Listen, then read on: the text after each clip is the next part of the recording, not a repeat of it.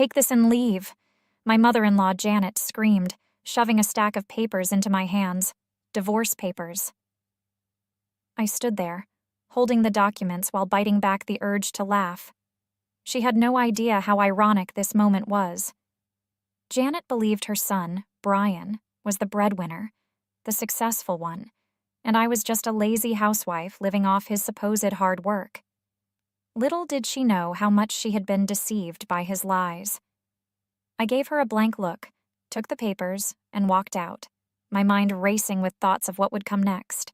I could hardly wait to see how this all played out. My name is Kelly, and I'm 26 years old. What people like Janet don't know is that I'm not just a housewife. In fact, I run my own online education business, which I started from scratch. I'm the CEO, managing a team of employees, and I'm financially independent. The idea that I've been living off Brian's income is laughable because, in reality, I'm the one keeping this house afloat. But that was something Brian never wanted anyone to know. Instead, he went around telling people that I was just a stay-at-home wife, someone who did little more than cook and clean. 2 years ago, Brian and I got married, and at first everything seemed great. He told people he had an important job at a major corporation, but the truth was far less glamorous. Brian was a contract worker, barely scraping by. The few $100s he contributed to our household expenses were a fraction of what I earned, yet he convinced everyone that he was the one in charge, and I was just the wife in the background. It was frustrating, but I let it go, at least at first. At home, Brian treated me as if I was nothing more than a housekeeper. He never helped with the chores, not even on weekends when I was juggling my business and household duties. He'd come home, plop down on the couch, and act like he was entitled to a break while I barely had a moment to myself. When I asked him to help, he'd smile and say, "Come on, Kelly, out of respect for your husband, just let me relax. You know how tough my job is." It wasn't just the chores, though. The lies he told his family hurt the most. He told his mom, Janet, that I barely worked, implying that I was just a burden he had to support. Janet believed every word. She constantly criticized me, saying things like, "My son works so hard, and you don't even do your part as a wife. Why did he marry a woman who doesn't contribute?" I tried to explain to her several times that I worked just as much as Brian, if not more, but she wouldn't listen. She'd roll her eyes and mock me, assuming I spent my days lounging around. I kept hoping Brian would stand up for me, tell his mom the truth, but he never did. He brushed it off, telling me, "Just ignore her. She's old and doesn't mean any harm," but I knew better. His lies had given her the ammunition she needed to keep insulting me. Despite all this, I couldn't bring myself to file for divorce. There was a time when Brian wasn't like this. Back when we were in college, he was my biggest supporter. I had a classmate named Allison who made my life a living hell. She resented how well I did academically and harassed me constantly. It got so bad that I didn't want to go to class anymore, but Brian was always there to lift me up, reminding me that I was stronger than the bullying. After we graduated, I took a high-pressure job, working long hours and feeling drained every day.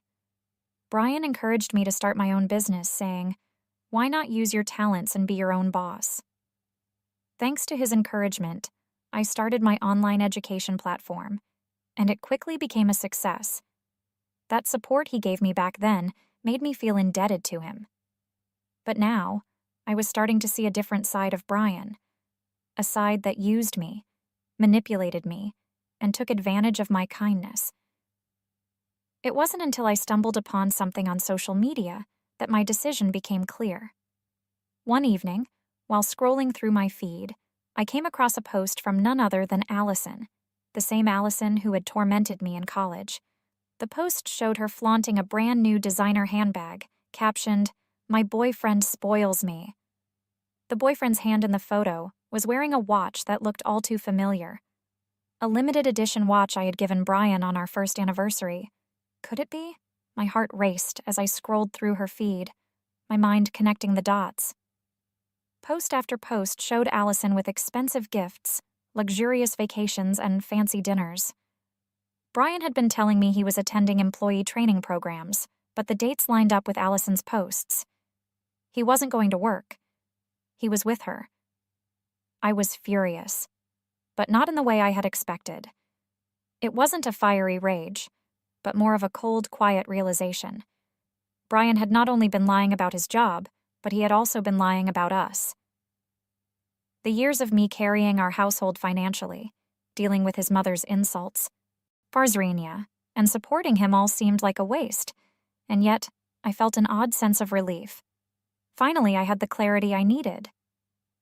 I contacted a private investigator to gather proof, and it didn't take long to confirm what I already knew. Brian wasn't attending any business school or employee training. Instead, he was taking trips with Allison, using the money I earned to shower her with gifts. The betrayal stung, but it also set me free. I knew then that it was time to leave him.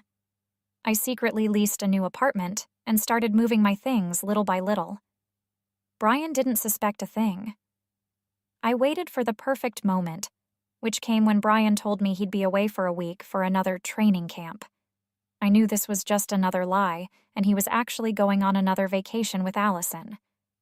While he was gone, I finished moving out, leaving nothing behind but the divorce papers. On the day Brian left, I felt a strange calm settle over me. I was ready to move on, ready to start the next chapter of my life without him.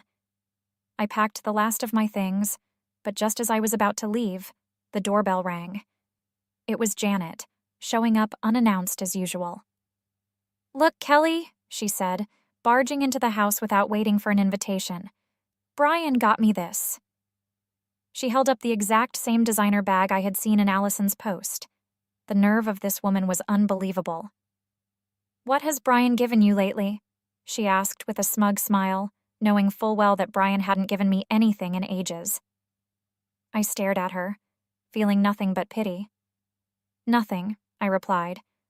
"Of course," she said, her voice dripping with contempt. "He gives you nothing because you deserve nothing. You're just a freeloader after all."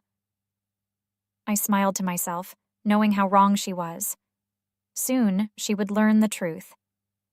But instead of arguing, I stayed silent. Janet continued to ramble about how Brian had paid for renovations on her house and bought her new appliances, all with the money I had been earning and putting toward our household. And then she did something I wasn't expecting. She pulled out a set of divorce papers from her bag and slammed them on the table. "You've been nothing but a burden to Brian. Sign these and leave. We don't need you." I couldn't help but chuckle. "You're right," I said, picking up the pen and signing the papers without hesitation. "Thank you for everything." I handed the papers back to her, grabbed the last of my things, and left the house without looking back. I moved into my new apartment that same day, filing the divorce papers at City Hall on my way. As I settled into my new place, a beautiful luxury apartment that Brian and Janet had no idea about, I felt an overwhelming sense of freedom. For the first time in years, I was living life on my own terms. But just a few days later, the phone calls started. Brian was back from his training camp and clearly panicking. "Kelly, where are you? Why aren't you home?" he demanded. "I'm not coming back," I said calmly. "We're divorced." "What? Divorced? What are you talking about?"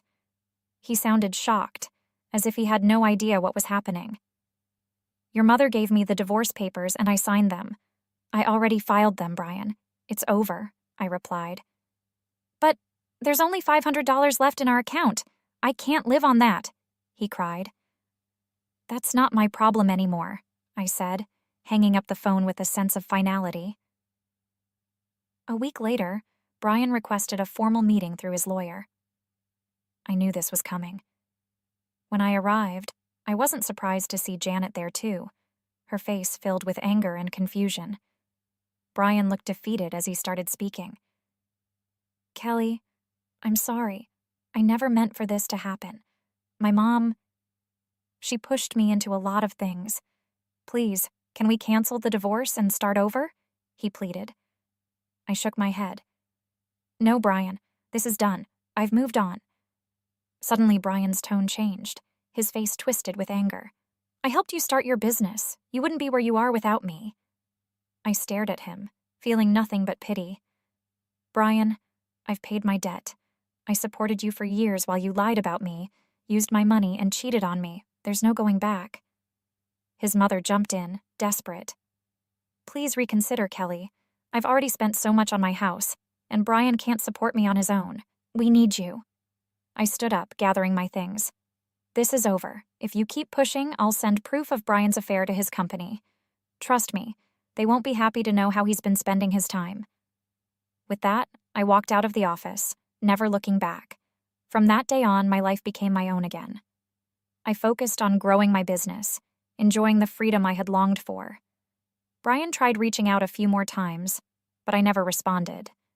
Eventually, he gave up. As for Allison, she settled the damages I demanded after I threatened to expose their affair. Both of them had believed they were living some glamorous life, but reality hit hard. Now, I'm thriving.